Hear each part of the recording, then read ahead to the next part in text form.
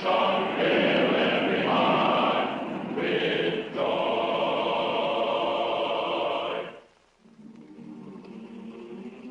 The 20th century has been a fateful one for the Pacific world. As the midpoint of that century was reached, the attention of the entire world was focused on the Pacific Basin. In Korea, the course of the Earth's history was altered by the hundreds of thousands who fought in the cause of freedom on that battle-scarred peninsula. The country which served as the setting for the historic struggle between the forces of slavery and the forces of freedom lay thoroughly devastated.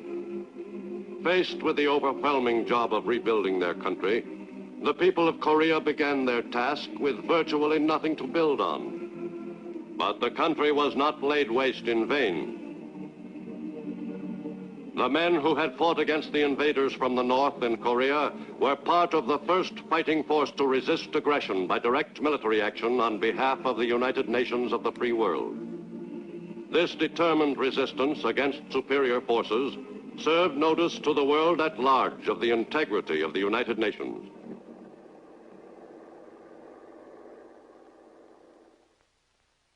This is the first time that enforcement action has been taken by the United Nations. This action should be hailed as encouraging faith in United States support of the peacemaking functions of the United Nations. The history of aggression in the Pacific world is a long and bloody one. The success of the Japanese armies in Manchuria helped strengthen the Japanese militarist clique, which celebrated the birth of what was piously called an independent nation. The Japanese installed the opportunistic Bouyi as chief executive of the newly proclaimed nation. But actually, Manchukuo was nothing more than a puppet state, whose destinies were firmly controlled from Japan.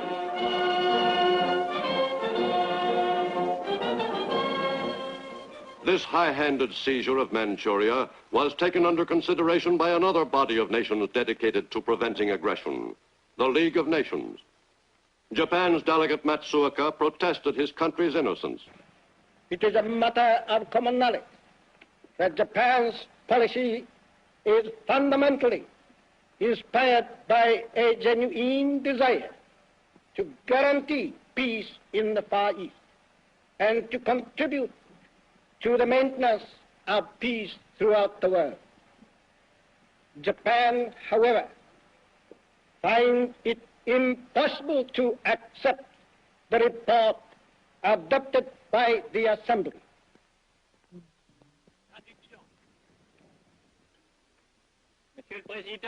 Japan subsequently withdrew from the League of Nations. That body proved itself incapable of stemming the tide of aggression, either in Europe or in Asia. It was inevitable that the Japanese militarists should one day turn their attention southward toward China. In 1937, China's large coastal cities came under attack.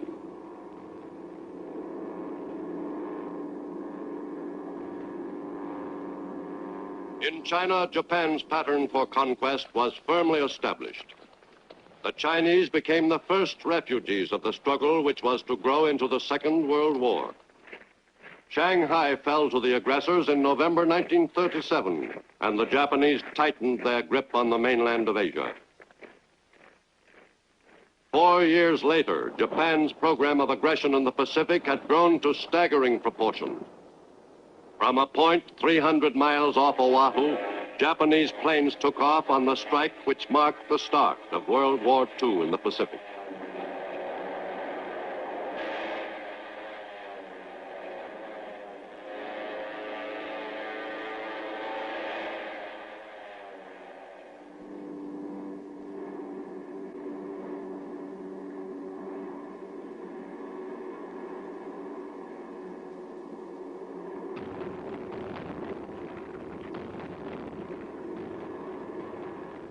The crippling of the U.S. Pacific Fleet in the Pearl Harbor attack left the United States with only a small naval force in fighting condition.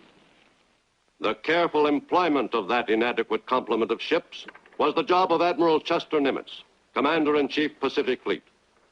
The Navy's battered Pacific Fleet was all that stood between the enemy and further amphibious conquests. The U.S. Navy won two great victories during the first half of 1942. Victories which proved turning points in the war against Japan. In June, after the U.S. fleet had won the first round in an engagement with a powerful enemy naval force in the Coral Sea, the two large fleets met again off Midway Island.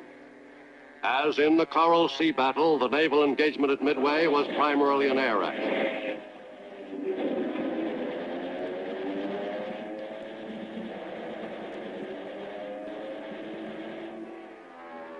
Naval warfare took a new turn in early 1942 in the Pacific. And American carrier planes, reinforced by land-based Marine and Army planes from Midway, dealt the enemy a crushing defeat.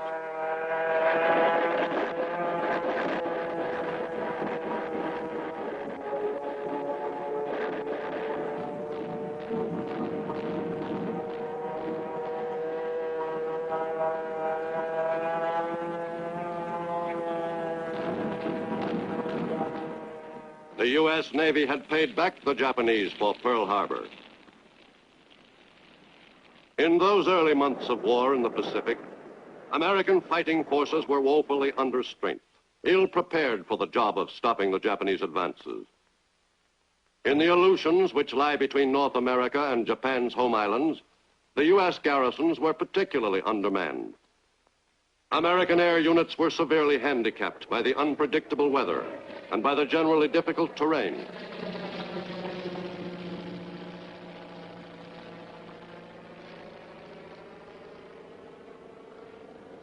Each time a plane left its base, even on a routine flight, there was a strong feeling of uncertainty about its safe return. Though contact with the enemy was limited in the Aleutians, it was of the most vital importance to the United States to keep the enemy from advancing along the island chain toward the American mainland. Southward, the job of containing the enemy advance was quite a different problem. In the jungles of New Guinea, Allied soldiers fought a determined campaign, helped materially by friendly natives, to keep the enemy from seizing control of the entire island and broadening the area of South Pacific conquests. The Aussies quickly became acclimated to fighting in the mountainous jungle territory. But getting at the enemy in that country was a slow business. Advances in the malaria-ridden jungle were made tortuously.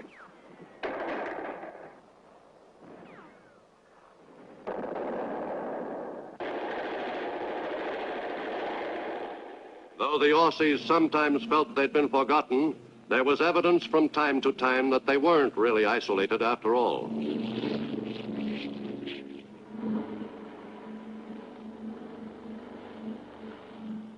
And as the Allies seized the offensive, the foot soldiers were supported in increasing numbers by new bombers, which gave the enemy a sample of things to come.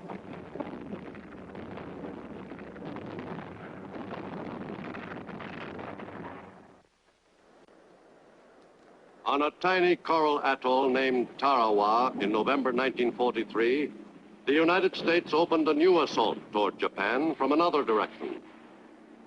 One division of Marines, the 2nd, was assigned the task of reducing this enemy stronghold.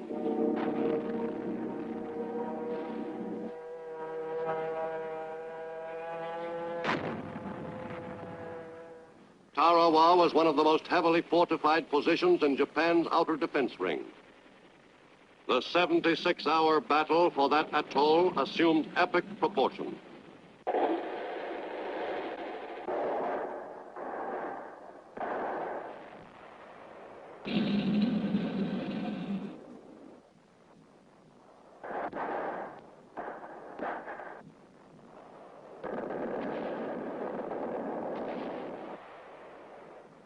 The Marines' casualties were heavy, but a most valuable piece of land had been taken from the enemy. Tarawa was a platform from which the American offensive in the Central Pacific would be continued, driving closer and closer to the main target, Japan itself. The Asiatic Pacific theater extended westward as far as India and encompassed the rugged, spectacular Himalayan country. The sprawling China-Burma-India area was one of the most confused commands of World War II. One of its few notable achievements was the building of the Lido Road under the direction of General Vinegar Joe Stilwell, commander of U.S. and Chinese forces. In the CBI, the ultimate target, Japan itself was as remote as the moon. The war, as it was fought in the CBI, was marred by jealousies and lack of cooperation among the command, a condition which was generally reflected in the dispirited performance of Allied fighting men. Fortunately, the campaign in the CBI consisted of a series of marginal actions, virtually unrelated to the broader war. The assault against the enemy's inner defense ring at Saipan in the Marianas came as a great shock to Japan. For this mountainous island, the heart of Japan's South Seas empire, was within striking distance of Tokyo.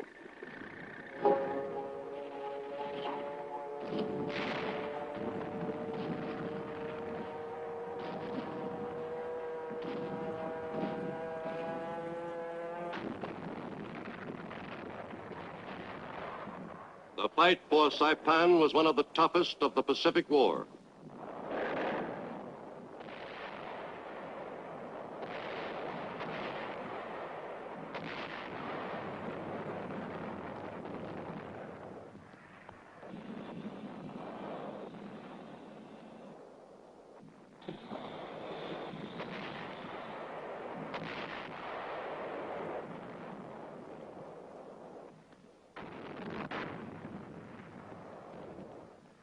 At Saipan, the Marines and soldiers who made the assault suffered some 14,000 casualties, 3,000 dead in the 25-day battle.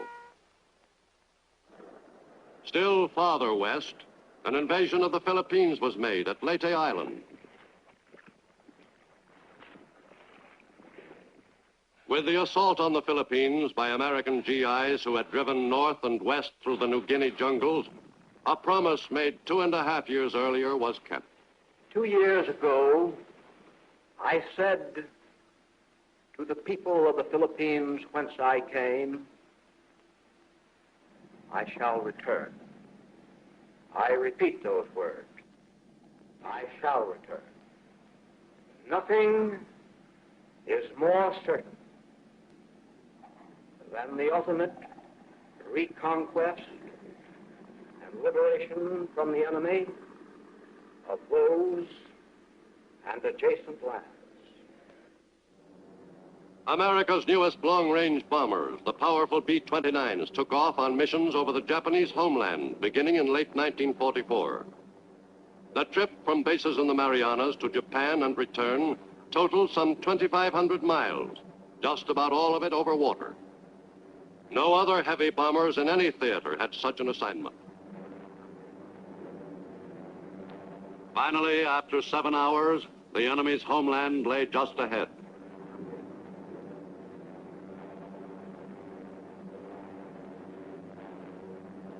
The enemy began to have some doubts about the invincibility of the Japanese war machine. The effect of the raids on Japanese morale was incalculable.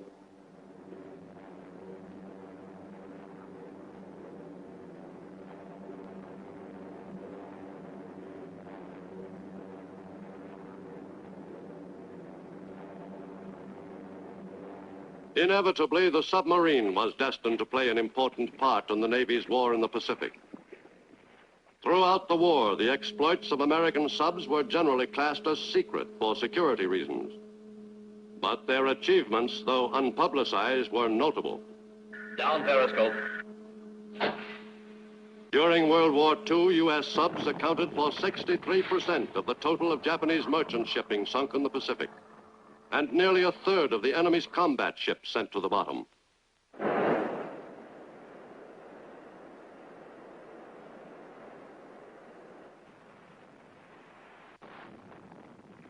Once more, in early 1945, a small, heavily defended island fortress had to be taken. And once more, the job fell to the Marines. The assault on Iwo Jima was one of the bloodiest chapters in Marine Corps history.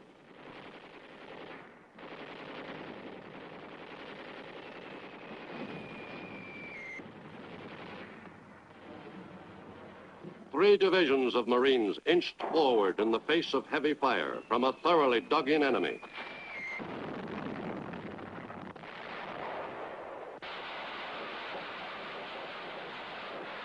The battle for this inferno of 8 square miles raged for 26 days. 26 days of continuing bitter fighting.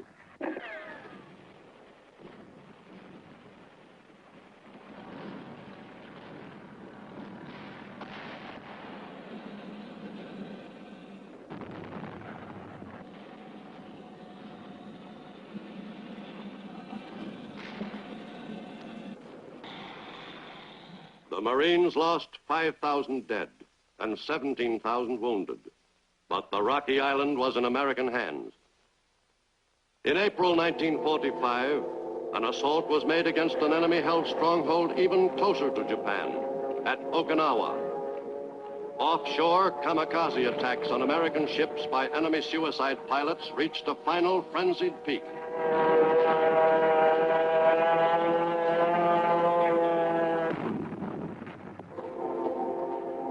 The U.S. Navy lost 36 ships off Okinawa. More than 350 more were damaged. Casualties were heavy. The Navy alone lost nearly 5,000 men killed, and almost that many more wounded.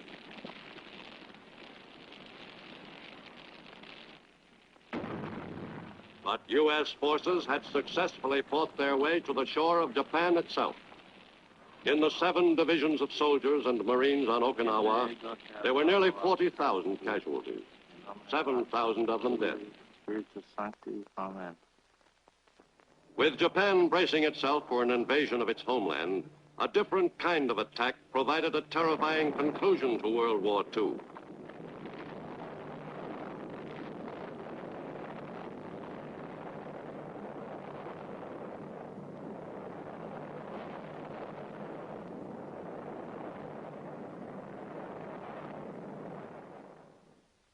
At Hiroshima, Japan, on August 6, 1945, the world moved into a new era, in which the threat of possible destruction of the planet Earth hung menacingly over it from that day onward.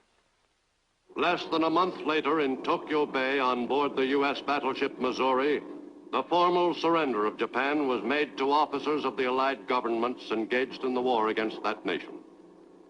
General of the Army Douglas MacArthur presided at the ceremony. We are gathered here, representatives of the major warring powers, to conclude a solemn agreement whereby peace may be restored. It is my earnest hope, and indeed the hope of all mankind, that from this solemn occasion a better world shall emerge out of the blood and carnage of the past. I now invite the representatives of the Emperor of Japan and the Japanese government and the Japanese Imperial General Headquarters to sign the instrument of surrender at the places indicated. The once arrogant Japanese, whose aggressive sweep across the Pacific had been begun less than 4 years earlier, had finally been brought to bay. The ceremony on the Missouri concluded the most costly war the world had ever known, fought over an expanse of hundreds of thousands of miles.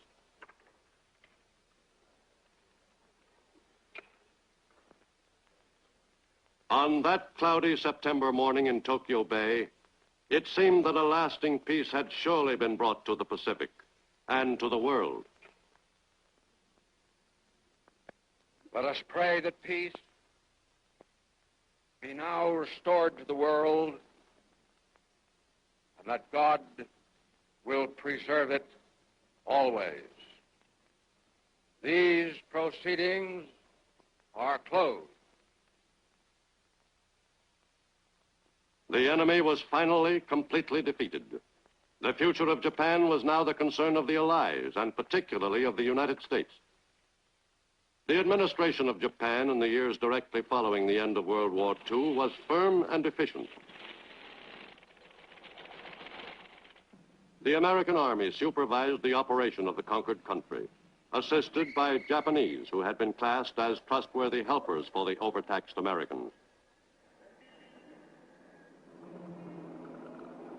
Under the guidance of American occupation personnel, the people of Japan quickly learned the mechanics of democracy.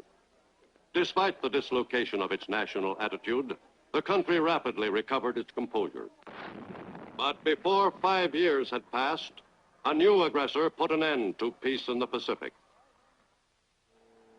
The North Korean invasion of South Korea in June 1950 had far greater implications than the Japanese attack on Manchuria 19 years before. Acting with the endorsement of the United Nations, the United States quickly went to the defense of South Korea. But American forces in the Far East were limited in strength, and most of the troops were inexperienced.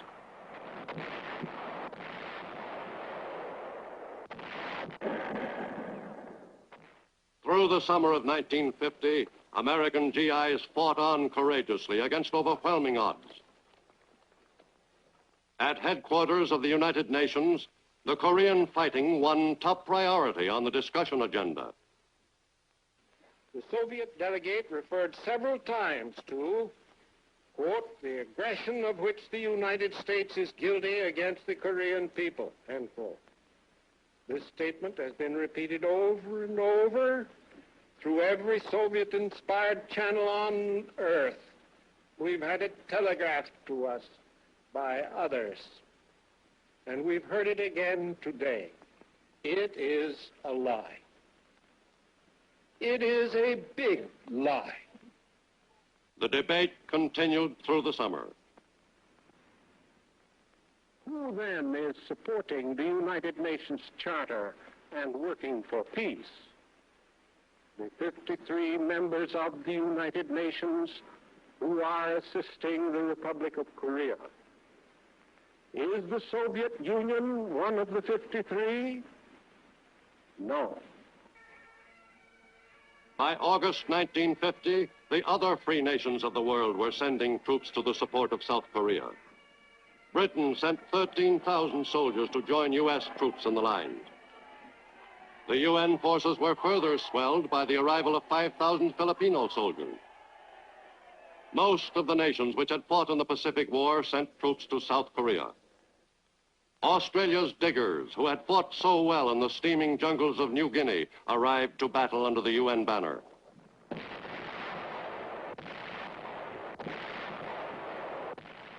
But the bulk of the fighting forces in the lines against the communists in Korea were American troops.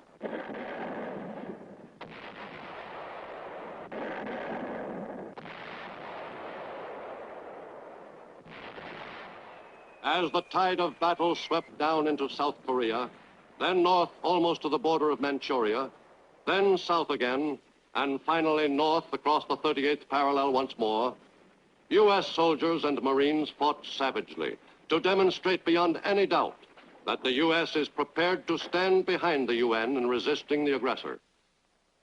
The path of aggression led once again to the same inglorious end. The North Koreans and Chinese Reds who surrendered to UN forces were far smaller in number than those who were killed while attempting to drive the UN forces off the Korean peninsula. In its predatory invasion of South Korea, the enemy suffered roughly 1 million casualties.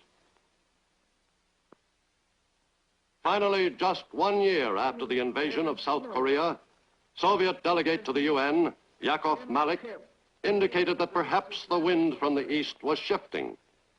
The Soviet people believe that as a first step, discussions should be started between the belligerents for a ceasefire and an armistice, providing for the mutual withdrawal of forces from the 38th parallel. Can such a step be taken? I think it can, provided there is a sincere desire to put an end to the bloody fighting in Korea. But whether the world was technically at peace or a limited war was being fought on some far-flung battlefield, the people of the United States realized that their country must be stronger than ever before if the ultimate war of world destruction was to be avoided.